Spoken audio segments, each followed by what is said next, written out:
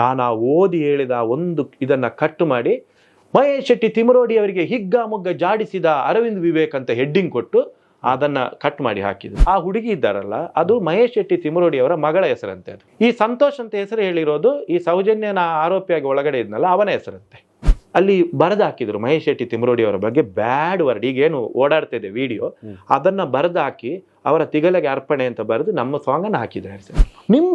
ನಿಮ್ಮೇಲೆ ಈ ತರದೊಂದು ಕೇಸೆ, ನಿಮ್ ಜೊತೆಗೆ ಆ ಪ್ರತೀಕ್ಷಾ ಸೌಜ ಅವರೆಲ್ಲ ಇದ್ದಾರೆ, ನೀವು ಈ ತರ ಮಾಡಿದ್ರೆ ಯಾರಾದ್ರೂ ನಮ್ ತರ ಅರವಿಂದ್ ಅದನ್ನ 1.5 ನಿಮಿಷದ ಕ್ಲಿಪ್ಪಿಂಗ್ ಕಟ್ ಮಾಡಿ, ಎಲ್ಲಿ ನನ್ನ ಬಗ್ಗೆ ನಿಕೃಷ್ಟವಾಗಿ ಮಾತಾಡಿದ್ದಾರೆ ಅಲ್ಲಿ ಕಟ್ ಮಾಡಿ ಅದಕ್ಕೆ ಅವರ ಚಾನೆಲ್ ಇದು ಪಬ್ಲಿಕ್ ಇಂಪ್ಯಾಕ್ಟ್ ಅಂತ ಲೋಗೋ ಹಾಕಿ ಅದನ್ನ ಹರಿಬಿಡುದು. ನೀವೆಲ್ಲ ಲಾಯರ್ ಹತ್ರ ಬಂದು ನೀವೇ ಮಾಡುದಾದ್ರೆ ಮತ್ತೆ ಮಧ್ಯದಲ್ಲಿ ನಾವೆಂತಕ್ಕಿರುವುದು ಅಂತ ಅವ್ರು ನನಗೆ ದಬಾಯಿಸಿದ್ರು. ಎಂತ ಇರಿಟೇಷನ್ ಮಾಡ್ತಿದ್ರೆ ಅಂದ್ರೆ, ಈಗ ನಾನು ಹೈಕೋರ್ಟ್ ಅಂಗಳದಲ್ಲಿದ್ದೇನೆ, ಈಗ 20,000 ಹಾಕಿ ಅಂತ ಫೇಸ್ಬುಕ್ ಅಲ್ಲಿ ಇವರೊಬ್ಬರು 10, 20, 100, 200 ಹಾಕಿದ ಅದರಲ್ಲೇ ನಮ್ಮ ಜೀವನ ಹೋಗ್ಬೇಕು. ಇದು ಅವಳು ನೀವು ಸೇರಿಕೊಂಡು ನನ್ನ ಮೇಲೆ ಆಟ ಆಡ್ತಿದ್ರಿ, ನಾನು ಅಲ್ಲಿ ಒಂದು ಚಪ್ಪಲೆಯಲ್ಲಿ ಹೊಡಿತೇನೆ, ಜನನ ಕರ್ಕೊಂಡು ಬಂದು ನಿಮ್ಗೆ ಮೇಲೆ ಅಟ್ಯಾಕ್ ಮಾಡ್ತೇನೆ. ಅವರು ಅದನ್ನ ಸೋಷಿಯಲ್ ಮೀಡಿಯಾದಲ್ಲಿ ಹಾಕೊಂಡು ಇಡೀ ಮೀಡಿಯಾದವರಿಗೆಲ್ಲ ಕೊಟ್ಟು, ನೋಡಿ ಸೌಜನ್ಯ ಹೋರಾಟ ಹೆಸರಲ್ಲಿ ದುಡ್ಡು ಮಾಡಿದ್ರು. ಅವತ್ತು ಒಂದು ಸ್ಟೇಜ್ ಅಲ್ಲಿ 100 ಜನರ ಮುಂದೆ ಹಾಡಬೇಕು ಅಂತ ಬಯಸಿದೆ. ಇವತ್ತು 45-50 ದೇಶಗಳ ಜನರ ಮುಂದೆ ಹಾಡ್ತಾ ಇದ್ದೇನೆ. ಪ್ರಿಯ ವೀಕ್ಷಕರೇ ನಮಸ್ಕಾರ. ಕಾರ್ಯಕ್ರಮವನ್ನು ನೋಡಿ ಸುಮ್ಮನಾಗಬೇಡಿ, ನಮ್ಮ ವಾಹಿನಿಯನ್ನ ಸಬ್ಸ್ಕ್ರೈಬ್ ಮಾಡ್ಕೊಳ್ಳಿ. ಸಬ್ಸ್ಕ್ರೈಬ್ ಮಾಡಿ ಪ್ಲೀಸ್. ಸೌಜನ್ಯ ಕೇಸಲ್ಲೂ ಕೂಡ ನಿಮ್ಮನ್ನು ಇನ್ವಾಲ್ವ್ ಮಾಡ್ಕೊಂಡು ಏನೋ ಟ್ರೋಲ್ ಮಾಡೋದನ್ನ ನಾನು ನೋಡಿದೆ. ಹೌದು, ಸೋಷಿಯಲ್ ಮೀಡಿಯಾದಲ್ಲಿ. ಏನದು, ಅದಕ್ಕೂ ನಿಮ್ಗೂ ಏನ್ ಸಂಬಂಧ, ಏನಾಯ್ತು, ಇದ್ರ ಹಿಂದಿನ ಕತೆ ಏನು? ಆಕ್ಚುಲಿ ನೀವು ಕೇಳಿದ್ದು ತುಂಬಾ ಒಳ್ಳೇದಾಯ್ತು. ನಾನು ನಿಮ್ಮ ಚಾನೆಲ್ಗೆ ಲಕ್ಷಾಂತರ ಜನ ವಿಡಿಯೋ ನೋಡ್ತಾರೆ, ನಿಮ್ ಚಾನೆಲ್ ಮೂಲಕ ಆದ್ರೂ ನನ್ನ ಜನರು, ಯಾಕಂದ್ರೆ ನಾನು ಒಬ್ಬೊಬ್ಬನಿಗೆ ಫೋನ್ ಮಾಡಿ ಹೇಳೋದು ನನಗೆ ತುಂಬಾ ಕಷ್ಟ. ಕಳೆದ 1 ವಾರದಿಂದ ಈಗ ಧರ್ಮಸ್ಥಳ ಪ್ರಕರಣದಲ್ಲಿ ಏನೆಲ್ಲ ಈಗ ಸದ್ಯಕ್ಕೆ ಇನ್ಸಿಡೆಂಟ್ ಬೆಳವಣಿಗೆ ನಡೀತಿದೆ ಗೊತ್ತಿದೆ. ಒಂಥರ ಇಮೋಜಿ ಕ್ರಿಯೇಟ್ ಮಾಡೋದು, ಏನ್ ಹೇಳ್ತಾರೆ ಮೀಮ್ಸ್, ಅದರಲ್ಲಿ ನನ್ನನ್ನೊಂದು ಪಾರ್ಟ್ ಆಗಿ ಯೂಸ್ ಮಾಡ್ತಾ ಇದ್ದಾರೆ. ನಿಜವಾಗಿ ಈ ಸೌಜನ್ಯ ಕೇಸಲ್ಲಿ ನನ್ನನ್ನ ಎಳ್ಕೊಂಬಂದು ಹಾಕಿರೋದು. ಈಗ ನೋಡಿ ನಂತರ ಇರೋ ಈಗ ನಾನು ಇದೇ ಬೆಳ್ತಂಗಡಿಯಲ್ಲಿ ಹುಟ್ಟಿ ಬೆಳೆದು ಧರ್ಮಸ್ಥಳ ಆಸುಪಾಸಿನವನಾಗಿ, ನಮಗೆ ಈಗ ಇಲ್ಲಿ ನಂತರದವರು ತುಂಬಾ ಜನ ಇದ್ದಾರೆ. ಕನ್ಫ್ಯೂಷನ್, ಅವ್ರು ಹೇಳೋದು ನಿಜಾನ, ಇವ್ರು ಹೇಳೋದು ನಿಜಾನ. 2 ಬಣಗಳಾಗಿದೆ ಅಲ್ಲ ಈಗ ಸೌಜನ್ಯ ಹೋರಾಟದಲ್ಲಿ. 2 ಬಣಗಳಿದೆ. ಒಂದು ಸೌಜನ್ಯ ಹೋರಾಟ, 2 ಸೌಜನ್ಯ ಹೋರಾಟವೇ, ರೀತಿಗಳು 2 ರೀತಿಯಾಗಿ. ಇವ್ರನ್ನ ಕಂಡ್ರೆ ಅವ್ರಿಗೆ ಆಗುದಿಲ್ಲ, ಅವ್ರನ್ನ ಕಂಡ್ರೆ ಇವ್ರು ಹೇಳುವಾಗ ಇವ್ರು ಹೇಳೋ ಸತ್ಯ ಅಂತ ಅನ್ಸುತ್ತೆ, ಅವ್ರು ಹೇಳೋ ಸತ್ಯ ಅಂತ. ಅದರಿಂದಾಗಿ ನಾವು ಕಲಾವಿದರು ಈಗ ನೋಡುವಾಗ ನಮ್ಗೆ ಅಭಿಪ್ರಾಯ ಹೇಳ್ಬೇಕು ಅಂತ ಅನಿಸಿದ್ರು ನಾವೆಲ್ಲ ಬಾಯಿ ಮುಚ್ಕೊಂಡು ಕೂತ್ಕೊಳ್ತೇವೆ ಸರ್. ಇದೇ ತರ ಇದ್ದವನು ನಾನು ಕೂಡ, ಇದೇ ಊರಲ್ಲಿ ಹುಟ್ಟಿ ಬೆಳೆದು. ನನಗೆ ಎಲ್ಲೆಲ್ಲಿಂದೆಲ್ಲ ಮೆಸೇಜ್ ಆಗ್ತಾರೆ, ಅರವಿಂದ್ ಸರ್ ನೀವು ಅದೇ ಊರಿನವರಲ್ವಾ ಏನು ಅಂತೇಳಿ. ಬಟ್ ಈ ಪ್ರಕರಣದಲ್ಲಿ ನಾನು ಇಲ್ಲದೇ ಇದ್ರು ನನ್ನನ್ನು ಎಳ್ಕೊಂಬಂದು ಹಾಕಿದ್ರು. ನೋಡಿ, ಪ್ರೊಫೆಸರ್ ಪ್ರವೀಣ್ ಲೋಬೋ ಅಂತ ಒಂದು ಫೇಕ್ ಐಡಿ ಇತ್ತು. ಆಕ್ಚುಲಿ ಫೇಕ್ ಅಂತ ನಿಮ್ಗೆ ನೋಡಿದ ಇತ್ತೀಚೆಗೆ ಐಡಿ ಇದಾಯ್ತು, ಡಿಲೀಟ್ ಆಯ್ತು. ಅಲ್ಲೊಂದು DP ಕೂಡ ಇತ್ತು ಸರ್. ಈಗ ನೀವು ಸೋಷಿಯಲ್ ಮೀಡಿಯಾದಲ್ಲಿ ಇರೋರು ಒಂದು ಫೇಕ್ ಐಡಿ ಹೇಗಿರ್ತದೆ ನಿಮಗೆ ಗೊತ್ತು, ಅದು ಹೆಸರು ನೋಡುವಾಗ ನಮ್ಗೆ ಗೊತ್ತಾಗುತ್ತೆ ಇದು ಫೇಕ್ ಅಂತ. DP ಹಾಕೋದೇ ಇಲ್ಲ ಫೇಕ್ ಐಡಿ ಇರುವವರು. ಪ್ರೊಫೆಸರ್ ಪ್ರವೀಣ್ ಲೋಬೋ ಅಂತ ಹೆಸರು ಇತ್ತು. ಒಂದು ಸ್ಟ್ಯಾಂಡರ್ಡ್ ಮನುಷ್ಯನದೊಂದು DP, ಅದು ಫ್ಯಾಮಿಲಿ ಸಮೇತ ಇರುವ DP ಸರ್. ನಮ್ಗೆ ಗೊತ್ತಾಗ್ತದೆ ಅದು ಒರಿಜಿನಲ್ ಅದು ಫೇಕ್ ಅಂತ. ಈಗ ನಮ್ಮ ಫೇಸ್ಬುಕ್ ಲೈವಲ್ಲಿ 100 ಜನ ನೀವು ಬಂದು ಇದು ರಿಕ್ವೆಸ್ಟ್ ಮಾಡ್ತೀರಿ, ಇದೊಂದು ಸಾಂಗ್ ಹಾಡಿ, ಅಥವಾ ನನ್ನ ಹೆಂಡತಿದು ಬರ್ತ್ಡೇ ಇವತ್ತು ಅವಳಿಗೋಸ್ಕರ ಒಂದು ಸಾಂಗ್ ಹಾಡಿ, ಅಥವಾ ನನ್ನ ಅಣ್ಣಂದು ಮದುವೆ ವಾರ್ಷಿಕೋತ್ಸವ ಅದು ಸಾಂಗ್ ಹಾಡಿ, ನಾವು ಕಮೆಂಟ್ ಓದಿ ಹೇಳಿ ಹಾಡ್ತೇವೆ. ಒಂದಿನ ಈ ಪ್ರೊಫೆಸರ್ ಪ್ರವೀಣ್ ಲೋಬೋ ಅನ್ನೋನು ಒಂದಿಬ್ಬರ ಹೆಸರು, ಒಂದು ಸಂತೋಷ್, ಯಾರು ನಮ್ಮ ಸೌಜನ್ಯ ಆರೋಪಿ ಸಂತೋಷ್ ರಾವ್ ಇದು, ಮತ್ತೆ ಆ ಹುಡುಗಿದ ಹೆಸರು ಮರ್ತೋಯ್ತು ನನಗೆ. ಅವರಿಬ್ಬರದು ಇವತ್ತು ಮದುವೆ ಆಯ್ತು. ಸಂತೋಷ್ ಮತ್ತೆ ರಾವ್ ಅಂತ ಹೇಳಲಿಲ್ಲ ನನಗೆ, ಸಂತೋಷ್ ಮತ್ತೆ ಆ ಹುಡುಗಿದು ಏನೋ ಒಂದು ಶೆಟ್ಟಿ, ಅವರದು ಇವತ್ತು ಮದುವೆ ಆಯ್ತು. ಅವರಿಗೋಸ್ಕರ ಒಂದು ಸಾಂಗ್, ಅವರ ವೈವಾಹಿಕ ಜೀವನ ಶುಭ ಕೋರಿ ಒಂದು ಸಾಂಗ್ ಹಾಡಿ ಅಂತ ಹೇಳಿದ್ರು. ಅದು ಯಾವುದು, ಓ ಮೇಘವೇ ಸಾಂಗ್ ಹಾಡಿ ಅಂತ ಕಮೆಂಟ್ ಬರ್ತಾನೇ ಇತ್ತು. ನಾನು ಮತ್ತೆ ಓದಿ ಹೇಳಿದೆ, ಪ್ರೊಫೆಸರ್ ಪ್ರವೀಣ್ ಲೋಬೋ ಅನ್ನೋರು ಈ ತರ ಒಂದು ಕಮೆಂಟ್ ಹಾಕಿದ್ದಾರೆ, ಸಂತೋಷ್ ಮತ್ತೆ ಇಂಥ ಒಂದು ಹುಡುಗಿದು ಓದಿ ಹೇಳಿದೆ, ಅವರಿಗೆ ವೈವಾಹಿಕ ಜೀವನದ ಹಾರ್ದಿಕ ಶುಭಾಶಯಗಳು, ಭಗವಂತ ನಿಮ್ಗೆ ಆಯುರಾರೋಗ್ಯ ಕೊಡ್ಲಿ, ನಮ್ಮ ಕಡೆಯಿಂದ ಒಂದು ಸಾಂಗ್ ನಿಮಗೆ ಅಂತ ಹೇಳಿ ನಾವು ಓ ಮೇಘವೇ ಸಾಂಗ್ ಆಡಿದ್ವಿ ಸರ್. ಆಕ್ಚುಲಿ ಆ ಹುಡುಗಿ ಇದ್ದಾರಲ್ಲ, ಅದು ಮಹೇಶ್ ಶೆಟ್ಟಿ ತಿಮರೋಡಿ ಅವರ ಮಗಳ ಹೆಸರಂತೆ. ಅದು ಈ ಸಂತೋಷ್ ಅಂತ ಹೆಸರು ಹೇಳಿರೋದು ಈ ಸೌಜನ್ಯನ ಆರೋಪಿಯಾಗಿ ಒಳಗಡೆ ಇದ್ನಲ್ಲ ಅವನ ಹೆಸರಂತೆ. ನನಗೆ ಗೊತ್ತಿಲ್ಲ. ಮರುದಿನ ಪ್ರೊಫೆಸರ್ ಪ್ರವೀಣ್ ಲೋಬೋ ಅನ್ನೋಂಥ ಒಂದು ಐಡಿಯಲ್ಲಿ ನಮ್ಮ ಆ ಸಾಂಗ್ ಅನ್ನ ಇದು ಕಟ್ ಮಾಡಿ ಅಲ್ಲಿ ಬರೆದು ಹಾಕಿದ್ರು ಮಹೇಶ್ ಶೆಟ್ಟಿ ತಿಮರೋಡಿ ಅವರ ಬಗ್ಗೆ ಬ್ಯಾಡ್ ವರ್ಡ್, ಈಗೇನು ಓಡಾಡ್ತಿದೆ ವಿಡಿಯೋ, ಅದನ್ನ ಬರೆದು ಹಾಕಿ ಅವರ ತಿಗಲೆಗೆ ಅರ್ಪಣೆ ಅಂತ ಬರೆದು ನಮ್ಮ ಸಾಂಗ್ ಅನ್ನ ಹಾಕಿದ್ದಾರೆ ಸರ್. ನನಗೆ ಸ್ಕ್ರೀನ್ ಶಾಟ್ಗಳು ಬೆಳಗಿಂದ ಸಂಜೆ ತನಕ, ಅರವಿಂದ್ ನನ್ನ ಇದು ಏನ್ ಮಾಡಿದ್ರು. ಈಗ ನನಗೇನಂತ ಹೇಳಿದ್ರೆ, ಸೌಜನ್ಯ ಪರ ಹೋರಾಟಗಾರರಲ್ಲೂ 100 ಜನ ನಮ್ಮ ಲೈವ್ ನೋಡ್ತಾರೆ, ಹೋರಾಟವನ್ನು ವಿರೋಧಿಸುವವರ ಕಡೆಯಿಂದನೂ 100 ಜನ ನಮ್ಮ ಲೈವ್ ನೋಡ್ತಾರೆ ಸರ್. ಎಲ್ಲ ನನಗೆ ಇದು ಕಮೆಂಟ್ ನೋಡಿ, ಇದು ಈ ಥರ ಹಾಕಿದ್ದಾರೆ ಅಂತ ನಾನು ಅಲ್ಲೋಗಿ ನೋಡ್ತೇನೆ. ನನಗೆ ಟೆನ್ಷನ್ ಆಗೋಯ್ತು. ಕೊನೆಗೆ ನೋಡುವಾಗ ಆ ಪ್ರೊಫೆಸರ್ ಪ್ರವೀಣ್ ಲೋಬೋ ಅನ್ನೋದು ಫೇಕ್ ಐಡಿ ಅಂತೆ. ಮಹೇಶ್ ಶೆಟ್ಟಿ ತಿಮ್ರೋಡಿ ಅವ್ರನ್ನ ಟ್ರೋಲ್ ಮಾಡೋಕೆ ಉಟ್ಕೊಂಡಿರೋ ಒಂದು ಐಡಿ ಅಂತೆ.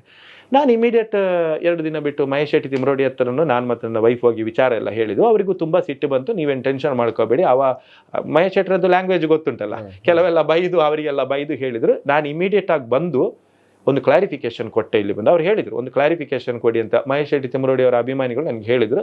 ಅವರಿಂದ ಹಾಗೆ ಆದರೆ ನೀವು ಒಂದು ಕ್ಲಾರಿಫಿಕೇಶನ್ ಕೊಡಿ, ಜನ ನಿಮ್ಮನ್ನು ತಪ್ಪು ತಿಳ್ಕೊಳ್ತಾರೆ ಅಂತ ಹೇಳಿದರು. ನಾನು ಇಲ್ಲಿ ಬಂದು ಸರ್ ಅದನ್ನು ಓಪನ್ ಮಾಡಿ ನೋಡಿ, ಈ ಥರ ಒಂದು ವಿಡಿಯೋ ನಂದು ಹರಿದಾಡ್ತಾ ಇದೆ. ಈ ಥರ ಪ್ರೊಫೆಸರ್ ಪ್ರವೀಣ್ ಲೋಬೋ ಅನ್ನೋನು ನೋಡಿ ಹಿಂಗೆ ಬರೆದಿದ್ದಾನೆ, ಮಹೇಶ್ ಶೆಟ್ಟಿ ತಿಮ್ರೋಡಿ ಅವರಿಗೆ ಈ ಥರ ಬರೆದು ಈ ಸಾಂಗನ್ನು ಹಾಕಿದ್ದಾನೆ. ಅಲ್ಲಿ ಅದೇನು ಗೊತ್ತಾ, ನಾನು ಲೈವ್ ಕ್ಲಾರಿಫಿಕೇಶನ್ ಲೈವ್ ಮಾಡ್ತಿರುವಾಗ ಪ್ರೊಫೆಸರ್ ಪ್ರವೀಣ್ ಲೋಬೋ ಬಂದು ಅಲ್ಲಿ ಕಮೆಂಟ್ ಆಗ್ತಾ ಇದ್ದಾನೆ. ಇದರಲ್ಲಿ ಅರವಿಂದ್ ಸರ್, ಇದರಲ್ಲಿ ನಿಮ್ಮ ತಪ್ಪು ಏನೂ ಇಲ್ಲ, ನಾನು ಸಾಂಗ್ ರಿಕ್ವೆಸ್ಟ್ ಮಾಡಿದ್ದಕ್ಕೆ ನೀವು ಹಾಕಿದ್ದೀರಿ ಅಂತ. ಅದಕ್ಕೆ ನಾನು ಸಿಟ್ಟು ಬಂತು. ನಾನು ಅವನ ಹತ್ರ ಕೇಳಿದ್ದು, ಹೌದಪ್ಪ ನೀನು ಸಾಂಗ್ ರಿಕ್ವೆಸ್ಟ್ ಮಾಡಿದಿ, ನನ್ನ ತಪ್ಪಿಲ್ಲ, ಎಲ್ಲ ಓಕೆ, ಆದರೆ ನೀನು ಬರ್ದಾಕಿರೋದು ಏನು, ಇಲ್ಲಿ ಏನು ಬರ್ದಿ ನೋಡು, ಈ ಥರ ಬರ್ದಾಕಿದ್ಯಲ್ಲ ಅಂತೇಳಿ ನಾನು ಓದಿ ಹೇಳಿದ್ದು ಸರ್. ಅದನ್ನು ಓದಿ ಹೇಳಿ ಅವನಿಗೆ ಬೈದದ್ದು. ಇವ್ರು ಏನು ಮಾಡಿದ್ದಾರೆ ಗೊತ್ತಾ, ಮರುದಿನ ನಾನು ಓದಿ ಹೇಳಿದ ಒಂದು ಇದನ್ನು ಕಟ್ ಮಾಡಿ ಮಹೇಶ್ ಶೆಟ್ಟಿ ತಿಮ್ರೋಡಿ ಅವರಿಗೆ ಹಿಗ್ಗಾಮುಗ್ಗ ಜಾಡಿಸಿದ ಅರವಿಂದ್ ವಿವೇಕ್ ಅಂತ ಹೆಡ್ಡಿಂಗ್ ಕೊಟ್ಟು ಅದನ್ನು ಕಟ್ ಮಾಡಿ ಹಾಕಿದರು. ಅದೇನಾಯ್ತು ಅವತ್ತು ಅದೆಲ್ಲೊಮ್ಮೆ ತಣ್ಣಗಾಗಿ ಹೋಗಿತ್ತು, ನಾನು ಕ್ಲಾರಿಫಿಕೇಶನ್ ಕೊಟ್ಟು. ಈಗ ಮತ್ತೆ ಧರ್ಮಸ್ಥಳದ ವಿಚಾರ, ಸೌಜನ್ಯನ ವಿಚಾರ ಮತ್ತೆ ಬೆಳಕಿಗೆ ಏನೋ ಆಗ್ತಿದೆ ಅಲ್ಲ ಅಲ್ಲೆಲ್ಲ, ಈಗ ಮತ್ತೆ ಅದನ್ನು ಯಾರೋ ಶೇರ್ ಮಾಡ್ತಿದ್ದಾರೆ. ಮತ್ತೆ ಆ ವಿಚಾರದಲ್ಲಿ ಹಾಗೆ ನನ್ನ ಹೆಸರು ಬಂದದ್ದು. ಬಟ್ ಅದರಿಂದನೂ ನಾನು ತುಂಬ ಜನ ನನಗೆ ಫೋನ್ ಮಾಡಿ ಕೇಳ್ತಾರೆ, ಅರವಿಂದ ನೀವು ಈ ಥರದೊಂದು ವಿಡಿಯೋ ಬರ್ತಾ ಇದೆ, ನೀವು ಅದು ಇದು ಬೈದದ್ದು ಹೌದಾ ಅಂತೇಳಿ. ಅವರಿಗೆಲ್ಲ ನಾನು ಸಮಾಧಾನದಲ್ಲಿ ಉತ್ತರ ಕೊಡ್ತೇನೆ, ಈ ಥರ ಆದದ್ದು ಅಂತ. ನಿನ್ನೆ ಕೂಡ ಒಬ್ಬರು ನಮ್ಮ ಲೈವಲ್ಲಿ ಕಮೆಂಟ್ ಹಾಕಿದ್ರು, ನೀವು ಈ ಥರ ಮಹೇಶ್ ಶೆಟ್ಟಿಗೆ ಬೈದಿದ್ದೀರಂತ. ನಾನು ಲೈವಲ್ಲೇ ತಾಳ್ಮೆಯಿಂದ ಉತ್ತರ ಕೊಟ್ಟಿದ್ದೇನೆ. ಬಟ್ ತುಂಬ ಜನರಿಗೆ ಅವ್ರು ಕೇಳೋದಿಲ್ಲ ಸರ್ ನಮ್ಮ ಹತ್ರ, ನೀವು ಈ ಥರ ಬೈದದ್ದು ಹೌದಾ, ಫೋನ್ ಮಾಡಿ ಕೇಳೋದಿಲ್ಲ ಅಥವಾ ಲೈವಲ್ಲಿ ಬಂದು ಕಮೆಂಟ್ ಹಾಕೋದಿಲ್ಲ. ನೀವು ಅಲ್ಲಿ ನೋಡಿ ಅಂತೆ, ಅಲ್ಲೆಲ್ಲ ಬಂದು ಅರವಿಂದ್ ಅವ ರೇಪಿಸ್ಟ್ ಅವ ಹಾಗೆ ಹೀಗೆ ಅಂತ ಅಲ್ಲಿ ಬಂದು ಕಮೆಂಟ್ ಹಾಕೋದು. ಮತ್ತೊಂದು ಜಗತ್ತಿಗೆಲ್ಲ ಸರಿ ಮಾಡ್ಕೊಂಡು ನಮಗೆ ಬದುಕೋಕ್ಕಾಗೋದಿಲ್ಲ ಸರ್. ಸೊ ಅದಕ್ಕೆ ಎಲ್ಲ ನಾವು ತಕೊಂಡಿದ್ದೇವೆ, ಜೀರ್ಣಿಸಿಕೊಂಡಿದ್ದೇವೆ. ಬದುಕುವ ಶಕ್ತಿ ಕೊಟ್ಟಿದ್ದಾನೆ ದೇವರು.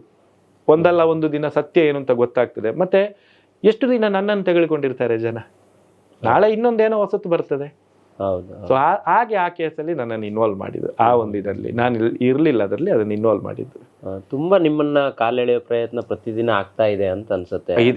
ಇದೆ ಅಂದ್ರೆ ನಿಮ್ಮನ್ನೇ ಒಂದಿಷ್ಟು ಜನ ಟಾರ್ಗೆಟ್ ಹಾಕಿ ಏನಾದ್ರು ಮಾಡ್ತಿದ್ದಾರೆ ಸರ್. ತುಂಬಾ ನನ್ನ ಈ ಮಹೇಶ್ ಶೆಟ್ಟರ್ದು ವಿಚಾರ ಬಂದ ನಂತರ ನನ್ನನ್ನು, ನನ್ನ ಫ್ಯಾಮಿಲಿ, ನನ್ನ ಹೆಂಡತಿ, ಮಗಳನ್ನೆಲ್ಲ ತೇಜೋವಧೆ ಮಾಡುವಂತ ವ್ಯವಸ್ಥಿತವಾದ ಷಡ್ಯಂತ್ರ ತುಂಬಾ ಆಯ್ತು. ಕೆಲವೊಂದು ಯೂಟ್ಯೂಬ್ ಚಾನೆಲ್ ಪಬ್ಲಿಕ್ ಇಂಪ್ಯಾಕ್ಟ್ ಅಂತ, ನೀವು ಹೆಸರು ಐಡ್ ಮಾಡ್ತೀರಾ ನನ್ಗೆ ಗೊತ್ತಿಲ್ಲ, ನಾನು ಹೇಳೋದು ಅದರಲ್ಲಿ ಆ ಹೆಂಗಸ ಅಲ್ಲಿ ಕೂತ್ಕೊಂಡು ನನಗೆ ಬೈದ ವಿಡಿಯೋನ ಹಾಕಿದ್ರು. ಅದು ಹೇಗೆ ಗೊತ್ತುಂಟ, ನನ್ನ ಚಾರಿತ್ರ್ಯ ಕಂಪ್ಲೀಟ್ ಹರಣ ಆಗ್ಬೇಕು ಆ ಚಾನೆಲ್ ಅಲ್ಲಿ. ಅದನ್ನ 1.5 ನಿಮಿಷದ ಕ್ಲಿಪ್ಪಿಂಗ್ ಕಟ್ ಮಾಡಿ, ಎಲ್ಲಿ ನನ್ನ ಬಗ್ಗೆ ನಿಕೃಷ್ಟವಾಗಿ ಮಾತಾಡಿದ್ದಾರೆ ಅಲ್ಲಿ ಕಟ್ ಮಾಡಿ ಅದಕ್ಕೆ ಅವರ ಚಾನೆಲ್ ಇದು ಪಬ್ಲಿಕ್ ಇಂಪ್ಯಾಕ್ಟ್ ಅಂತ ಲೋಗೋ ಹಾಕಿ ಅದನ್ನ ಹರಿಬಿಡುದು, ಶೇರ್ ಮಾಡುದು. ಜನ ಅದನ್ನು ಬಾರಿ ಲಾಡು ಹಂಚುವಾಗೆ ಹಂಚಿದ್ರು, ಗೊತ್ತಾಯ್ತಾ. ಸೊ ನಾನು ಅವರಿಗೆ ಫೋನ್ ಮಾಡಿ ಕೇಳಿದೆ, ನೀವೇನು ಸಾಕ್ಷ್ಯ ಇಟ್ಟುಕೊಂಡು ನನ್ನ ಬಗ್ಗೆ ಆ ಥರ ಬರ್ದ ಅಲ್ಲ, ಅದು ಅವರು ನಮ್ಮದು ವೈಯಕ್ತಿಕ ಒಪಿನಿಯನ್ ಏನು ಅಲ್ಲಿ ನಾವು ಹಾಕಲಿಲ್ಲ, ಅವ್ರಿಗೆ ಹೇಳಿದ್ದನ್ನು ನೀವು ಹಾಗಾದ್ರೆ ಯಾರ ಬಗ್ಗೆ ಹೇಳಿದ್ರು ನೀವು ಅದು ಪೂರ್ವಾಪರ ವಿಚಾರಿಸಿ ನಿಮ್ಮ ಚಾನೆಲ್ ಹಾಕ್ತೀರಾ ಕೇಳಿದೆ ನಾನು. ನಿಮ್ಮ ಹೆಸರು ಹೇಳಿಬಿಟ್ಟು ನಾನು ನನ್ನ ಹೆಂಡತಿ ಮಕ್ಕಳ ಜೊತೆ ಸೂಸೈಡ್ ಮಾಡ್ಕೊಂಡ್ಬಿಡ್ತೇನೆ, ಏನು ಮಾಡ್ತೀನಿ, ನೀವು ಪರಿಹಾರ ಕೊಡ್ತೀರಾ ಅಂತ. ಸ್ಟಾರ್ಟಿಂಗಲ್ಲಿ ಎಲ್ಲ ಬಾರಿ ಅವರೇನೋ TV9 20 ವರ್ಷ ಏನೋ ಇದ್ದವರಂತೆ ಆ ಯೂಟ್ಯೂಬ್ ಚಾನೆಲ್ನ ಓನರು. ನೀವು ಎಲ್ಲೂ ಇರಿ, ನಿಮ್ಮ ಮೇಲೆ FIR ಹಾಕಿಸ್ತೇನೆ ಅಂತ ಹೇಳಿದೆ. ಮತ್ತೆ ಲಾಸ್ಟ್ ಹೇಳಿದ್ರು, ಇಲ್ಲ ಸರ್ ಅದು ಅವರು ಆ ಹೆಂಗಸು ನಮಗೆ ಕಳಿಸಿಕೊಟ್ಟು ಈ ತರ ಹಾಕಿಸಿ ಅಂತ ಹೇಳಿದ್ದಕ್ಕೆ ನಾನು ಹಾಕಿದ್ದೆ. ಯಾರೋ ಒಬ್ರು ಲೇಡಿ ನಿಮ್ ಬಗ್ಗೆ ತುಂಬಾ ಮಾತಾಡ್ತಿರೋದನ್ನ ನಾವು ನೋಡಿದ್ವಿ ಸೋಷಿಯಲ್ ಮೀಡಿಯಾದಲ್ಲಿ. ಯಾರದು, ಯಾಕೆ ನಿಮ್ ಬಗ್ಗೆನೇ ಮಾತಾಡೋದು? ಸರ್ ಅವರ ಮೇಲೆ 2 FIR ಆದ್ರಿಂದ ನಾನು ಅವರ ಹೆಸರು ಹೇಳೋಕೆ ಹೋಗುದಿಲ್ಲ. ಬಟ್ ಇದು ನೋಡ್ತಿರೋರು ಎಲ್ರಿಗೂ ಗೊತ್ತು ಯಾರದು ಮಾತಾಡಿರೋದು ಅಂತ. ನನ್ನ ಮೇಲೆ ಈ ತರ ಒಂದು ಕೇಸ್ ಆಗಿತ್ತಲ್ವಾ, ಈ ಕೇಸು ಆದದ್ರ ಆ ಲೇಡಿ ಸೌಜನ್ಯ ಪ್ರಕರಣದಲ್ಲಿ ಭಾರಿ ಪ್ರಕಾರ ಭಾಷಣ ಮಾಡಿಕೊಂಡು ಭಾರಿ ಹಿಗ್ಗಾಮುಗ್ಗ ಬೈದುಕೊಂಡು ಎಲ್ಲ ಓಡಾಡ್ತಿದ್ದ ಲೇಡಿ. ಇವತ್ತು ಯಾರು ಬೇಕಾದ್ರೂ ಅವರು ಹೋರಾಟಗಾರ್ತಿ ಅಲ್ಲ ಅಂದ್ರೆ ಯಾರು ನಂಬುದಿಲ್ಲ. ಎಲ್ಲರಿಗೆ ಆ ಹೆಂಗಸು ಪರಿಚಯ ಆದದ್ದೇ ಸೌಜನ್ಯ ಹೋರಾಟ ಅಂತೇಳಿ ಸರ್. ನಾನು ಅದನ್ನ ನಂಬಿದೆ, ಇರ್ಬೋದು ಅಂತೇಳಿ. ಒಂದಿನ ನನಗೆ ಮೆಸೆಂಜರ್ಲಿ ಕಾಂಟ್ಯಾಕ್ಟ್ ಆಗ್ತಾರೆ, ಆಮೇಲೆ ಫೋನ್ ನಂಬರ್ ತಗೊಂಡು ಫೋನ್ ಮಾಡ್ತಾ ಇರ್ತಾರೆ.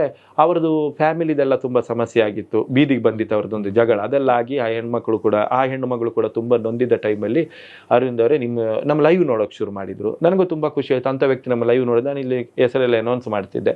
ಹಾಗೆ ಪರಿಚಯದ ಹೆಣ್ಣು ಮಗಳು ಆಮೇಲೆ ಅವರದೇ ಒಂದು ಟೀಮ್ ಕಟ್ಟಿಕೊಂಡು ಇಡೀ ಕರ್ನಾಟಕ ಸಂಚರಿಸೋದು, ಯಾರದಾದ್ರ ಮೇಲೆ ಫೇಕ್ ಕೇಸ್ ಎಲ್ಲ ಆಗಿದ್ರೆ ಅದನ್ನು ಸಾಲ್ವ್ ಮಾಡಿ ಕೊಡೋದು, ಲೀಗಲ್ ಆಗಿ ಅಲ್ಲಿ ಲೈವ್ ಮಾಡೋದು, ನೋಡಿ ಇಂಥವ್ರ ಫ್ಯಾಮಿಲಿ ನಾವು ಸರಿ ಮಾಡಿ ಕೊಟ್ಟಿದ್ದೇವೆ, ಇಂಥ ಕೇಸ್ ನಾವು ಸರಿ ಅದರ ಲಿಂಕ್ ಎಲ್ಲ ನನಗೆ ಕಳಿಸಿ ಕೊಡೋರು.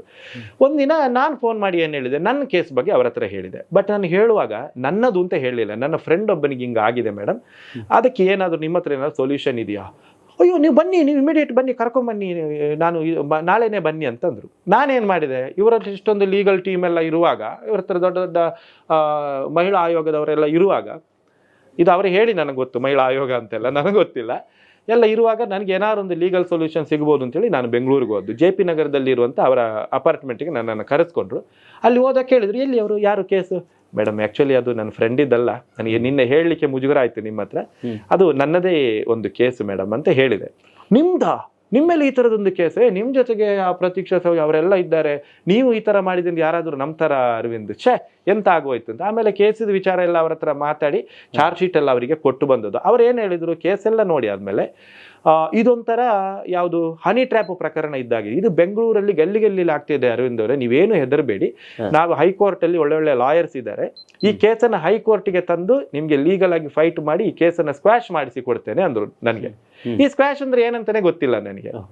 ಸ್ವಲ್ಪ ದುಡ್ಡು ಖರ್ಚಾಗ್ಬೋದು ಹೇಳಿದ್ರೆ ನಾನು ಓಕೆ, ಹೈಕೋರ್ಟ್ ಇದು ಕೇಸಲ್ಲಿ ನಡೆಸಬೇಕಾದ್ರೆ ಒಂದು ವಕೀಲ್ ಇಟ್ಕೋಬೇಕು, ಓಡಾಡಬೇಕು, ದುಡ್ಡು ಖರ್ಚಾಗುತ್ತೆ, ಓಕೆ ಮೇಡಮ್ ಎಷ್ಟಾಗುತ್ತೆ ಹೇಳಿ ಅಂತಂದೆ. ಅಲ್ಲಿಂದ ಹೆಂಗಸು ಹಂತ ಹಂತವಾಗಿ 10,000 ಕೊಡಿ, 20,000 ಕೊಡಿ, 15,000 ಕೊಡಿ ಅಂತ ಹೇಳಿ. ಹಾಗಾದ್ರೆ ನಾವು ನೋಡಿರುವ ಸೌಜನ್ಯ ಪ್ರಕರಣದಲ್ಲ ಏನೋ ದುಡ್ಡಿನ ವ್ಯವಹಾರ ಅಂದಿದ್ದು ಇದೆ, ಬೇರೆ ಯಾವುದೇ ದುಡ್ಡಿನ ವ್ಯವಹಾರ ಇಲ್ಲ, ಇದೇ ವ್ಯವಹಾರ. ಸೊ ಆ ತರ ತೆಕೊಂಡು ಎಂತ ಇರಿಟೇಷನ್ ಮಾಡ್ತಿದ್ರೆ ಅಂದ್ರೆ, ಈಗ ನಾನು ಹೈಕೋರ್ಟ್ ಅಂಗಳದಲ್ಲಿದ್ದೇನೆ, ಈಗ 20,000 ಹಾಕಿ ಅಂತ. ನಾನು ಮನೆ ಓಪನ್ ಮಾಡಿದ ಟೈಮ್ ಸರ್, ಅದು ₹1 ದುಡ್ಡಿಲ್ಲ ನನ್ನ ಕೈಯಲ್ಲಿ, ಎಲ್ಲಿಂದ 20,000 ಹಾಕೋದು? ಯಾರ್ಯಾರ ಹತ್ರ ಸಾಲ ಮಾಡಿ ಏನೇನು ಒದ್ದಾಡಿಕೊಂಡು ದುಡ್ಡು ಹಾಕಿದ್ದೇನೆ ನಾನು. ಮೇ ತನಕ ದುಡ್ಡು ಹಾಕಿದೆ, ಒಟ್ಟು ₹3,20,000 ದುಡ್ಡು ಹಾಕಿದೆ ಸರ್. ಮೇ ಆಗುವಾಗ ಇಲ್ಲಿ ನನ್ನ ಕೇಸು ವಿಚಾರಣೆಯಾಗಿ 2 ತಿಂಗಳಲ್ಲಿ ಮುಗಿದು ಹೋಗ್ತದೆ ಕೇಸು. ಅವರು ಹೇಳ್ತಿದ್ರೆ ಇನ್ನೂ 5-6 ತಿಂಗಳು ಹೈಕೋರ್ಟ್ ಅಲ್ಲಿ ನಡೆಸಬೇಕು ಕೇಸು ಅಂತ. ಅವಾಗ ನನಗೆ ಡೌಟ್ ಆಯ್ತು, ಅಲ್ಲ ಮೇಡಮ್ ಜುಲೈ ಒಳಗಡೆ ನಂದು ಕೇಸು ಮುಗಿದೋಗ್ಸಿ, ನೀವು ಹೇಳ್ತೀರಿ ಇನ್ನೂ 5-6 ತಿಂಗಳು ನಡೆಸಬೇಕು ಅಂತ ಹೇಳಿ. ಆಮೇಲೆ ನಾನು ಒಬ್ಬರ ಹತ್ರ ಹೇಳುವಾಗ ಹೇಳಿದ್ರು, ಹೌದು ಹಾಗೆ ನಿಮ್ಗೆ ಹೈಕೋರ್ಟ್ ಅಲ್ಲಿ ಲಾಯರ್ ಇಟ್ಟಿದ್ದಾರೆ, ಅವರು ಹೌದು ಇಟ್ಟಿದ್ದಾರೆ ಅಂತ ಹೇಳಿದ್ದಾರೆ, ಲಾಯರ್ ಕೊಡ್ಲಿಕ್ಕೆ ಅಂತ ಹೇಳಿ ಕೂಡ ನನ್ನ ಹತ್ರ ದುಡ್ಡು ತಕೊಂಡಿದ್ದಾರೆ. ನಿಮ್ಮ ಹತ್ರ ಲಾಯರ್ ಯಾವ ತರ ಕರೆಸಿ ವಕಾಲತ್ತು ತಕೊಂಡ್ರ, ಸಿಗ್ನೇಚರ್ ತಕೊಂಡ್ರ? ಇಲ್ಲ, ತಕೊಳ್ಳಿಲ್ಲ. ಮತ್ತೆ ನಿಮ್ಮ ವಕಾಲತ್ತೆ ಇಲ್ಲದೆ ನಿಮ್ಗೆ ಹೇಗೆ ಹೈಕೋರ್ಟ್ ಅಲ್ಲಿ ಕೇಸ್ ನಡೆಸ್ತಾರೆ ಕೇಳಿದ್ರು ನನ್ನ ಹತ್ರ. ಅವಾಗ ನಮ್ಗೆ ಯಾವುದಲ್ಲ ಅಂತ ಆಯ್ತು. ಅದನ್ನ ಈ ಹೆಂಗಸ ಹತ್ರ ಪ್ರಶ್ನೆ ಮಾಡ್ಲಿಕ್ಕೆ ಶುರು ಮಾಡಿದಾಗ ಅವರು ಮತ್ತೆ 5 ಲಕ್ಷಕ್ಕೆ ಬೇಡಿಕೆ ಇಟ್ಟಿದ್ರು ನನ್ನ ಹತ್ರ. ನಾನು ಹೇಳಿದೆ, ಇಲ್ಲ ಮೇಡಮ್ ನಾನು 3,20,000 ಕೊಟ್ಟಿದ್ದೇನೆ, ನೀವು ನಾನು ಬೆಂಗಳೂರಿಗೆ ಬರ್ತೇನೆ, ನಾವು ಲಾಯರ್ ಹತ್ರ ನನ್ನನ್ನು ಕರ್ಕೊಂಡೋಗಿ, ಏನು ಹೈಕೋರ್ಟ್ ಲಾಯರ್ ಇಟ್ಟಿದ್ರೆ ಅವ್ರ ಹತ್ರ ನನ್ನನ್ನು ಕರ್ಕೊಂಡೋಗಿ ಅಂತಂದೆ. ಅಲ್ಲ ನೀವೆಲ್ಲ ಲಾಯರ್ ಹತ್ರ ಬಂದು ನೀವೇ ಮಾಡೋದಾದ್ರೆ ಮತ್ತೆ ಮಧ್ಯದಲ್ಲಿ ನಾವೆಂತಕ್ಕಿರುವುದು ಅಂತ ಅವ್ರು ನನಗೆ ದಬಾಯಿಸಿದ್ರು. ಅಲ್ಲಿಂದ ನನಗೆ ಡೌಟ್ ಭಾರಿ ಬಂತು ಅವ್ರ ಮೇಲೆ. ಈಗ ನಾವೊಂದು ಏನೋ ಅವರೊಂದು ಹೈಕೋರ್ಟ್ ಅಲ್ಲಿ ಮಾಡಿ ಕೊಡ್ತೇನೆ ಅಂತ ಹೇಳಿದ್ರೆ ನಾವಷ್ಟು ದುಡ್ಡು ಹಾಕಿದಾಗ ನಾವೇನೊಂದು ಕೇಳುವಾಗ ತಾಳ್ಮೆಯಲ್ಲಿ ಉತ್ತರ ಕೊಡಬೇಕಲ್ಲ, ನಮ್ಗೆ ಎಷ್ಟು ಟೆನ್ಷನ್ ಇರ್ತದೆ. ಮತ್ತೆ ನಾನು ಪ್ರಶ್ನೆ ಮಾಡುವಾಗ ಅವರು ಮತ್ತೆ ದಬಾಯಿಸಿದ್ದೆ ನನಗೆ. ಯಾವಾಗ ಮೇ 18ಗೆ ಸರ್, ಅವರ ಮೇಲೆ FIR ಆಗಿರೋದು ಜೂನ್ 22ನೇ ತಾರೀಕು ನಾನು ಕಂಪ್ಲೇಂಟ್ ಮಾಡಿದ್ದು. ಆ 1 ತಿಂಗಳು ನಾನು ಬೇರೆ ಬೇರೆ ರೀತಿಯಲ್ಲಿ ಅವರ ಹತ್ರ ನಾನು ರಿಕ್ವೆಸ್ಟ್ ಮಾಡಿದ್ದೇನೆ, ಮೇಡಮ್ ನೀವು ಏನಲ್ಲಿ ಕೆಲಸ ಮಾಡಿದ್ರಿ, ಹೈಕೋರ್ಟಿಗೆ ಅದನ್ನು ಸಲ್ಲಿಸಬೇಕಂತೆ, ಅದೆಲ್ಲ ಮಾಡಿದಿರಾ, ಏನಾರು ಇದ್ರೆ ನನಗೊಂದು ಪ್ರೂಫ್ ಕಳಿಸಿ ಕೊಡಿ, ಇಲ್ಲಾಂದ್ರೆ ಅಟ್ಲೀಸ್ಟ್ ನಾನು ವಕಾಲತ್ಕಾದ್ರೂ ಸೈನ್ ಹಾಕ್ಲಿಕ್ಕೆ ಲಾಯರ್ ಹತ್ರ ಬರ್ಬೇಕಲ್ಲ, ನನ್ನನ್ನು ಕರೆಸಿ ಅಂತ ಹೇಳಿದೆ. ಯಾವುದಕ್ಕೂ ಅವರದ್ದು ರಿಪ್ಲೈ ಇಲ್ಲ. ಒಂದೊಳ್ಳೆ ನೀವೇನು ಮಾಡಿಲ್ವಾ, ಹಾಗಾದ್ರೆ ನನ್ನ ದುಡ್ಡಾದ್ರೂ ನಂಗೆ ವಾಪಸ್ ಕೊಡಿ, ನೀವು ಬೇಕಾದ್ರೆ ಟೈಮ್ ತಗೊಳ್ಳಿ ವಾಪಸ್ ಕೊಡ್ತೇನೆ ಅಂದು. ಆ ನಂತರ ಆ ಹೆಂಗಸು ಕಂಪ್ಲೀಟ್ ನನಗೆ ಉಲ್ಟಾನೇ ತಿರುಗಿದ್ದು sir. Voice message, phone receive ಮಾಡೋದಿಲ್ಲ, ವಾಯ್ಸ್ ಮೆಸೇಜ್ ಹಾಕೋದು, ಮೆಸೇಜ್ ಹಾಕಿ ಏನು ನೀವೀಗ ನೋಡಿದ್ದೀರಿ ಹೆಂಗಸು ಮಾತಾಡಿದ್ರೆ ನನ್ನ ಬಗ್ಗೆ ಅದೇ ಭಾಷೆಯಲ್ಲಿ ವಾಯ್ಸ್ ಮೆಸೇಜ್ ಹಾಕೋದು. ಯಾರಿಗೆ? ನನಗೆ ಮಾತ್ರ ಅಲ್ಲ, ನನ್ನ ಮೇಲೆ ಕಂಪ್ಲೇಂಟ್ ಕೊಟ್ಟು ಆ ಹುಡುಗಿಗೂ ಸೇರಿಸಿ. ಇದು ಅವಳು ನೀವು ಸೇರಿಕೊಂಡು ನನ್ನ ಮೇಲೆ ಆಟ ಆಡ್ತಿದ್ರಿ, ನಾನು ಅಲ್ಲಿ ಒಂದು ಚಪ್ಪಲೆಲ್ಲಿ ಹೊಡಿತೇನೆ, ಜನನ ಕರ್ಕೊಂಡು ಬಂದು ನಿಮಗೆ ಮೇಲೆ ಅಟ್ಯಾಕ್ ಮಾಡ್ತೇನೆ, ನಿನ್ನ ಮನೆಯಿಂದ ಫೇಸ್ಬುಕ್ ಲೈವ್ ಮಾಡ್ತೇನೆ, ನಾನು ಬಂದು ನಿನ್ನ ಮಾನ ಬೀದಿಗೆ ತರ್ತೇನೆ, ಈ ಥರ ಎಲ್ಲ ಬೆದರಿಕೆ. ಸೊ ನಾನು ಈ ವಿಚಾರ ಈಗ ಅವರು ಸೌಜನ್ಯ ಹೋರಾಟದ ಮೂಲಕ ನನಗೆ ಪರಿಚಯ ಆದ್ದಲ್ವ ಸರ್, ಸೀದೋಗಿ ಮಹೇಶ್ ಶೆಟ್ಟರ ಗಮನಕ್ಕೆ ತಂದೆ ನಾನು. ಸರ್ ಈ ಥರ ಒಂದು ಪ್ರಾಬ್ಲಮ್ ಆಗಿದೆ, ನಿಮ್ಮ ಜೊತೆಗೆ ಇದ್ದವರು ಅಂತ ಹೇಳ್ತಾ ಇದ್ದಾರೆ, ನಿನ್ನೆ ಮೊನ್ನೆ ಕೂಡ ಬಂದು ಮಹೇಶ್ ಶೆಟ್ಟರ ಜೊತೆಗೆ ನಾನು 2 ದಿವಸ ಅಲ್ಲೆಲ್ಲ ಓಡಾಡಿದ್ದೀನಿ ಅಂತ ಹೇಳಿದರು ಸರ್, ನಾನು ಏನು ಮಾಡಬೇಕು ಅಂತ ಕೇಳಿದೆ.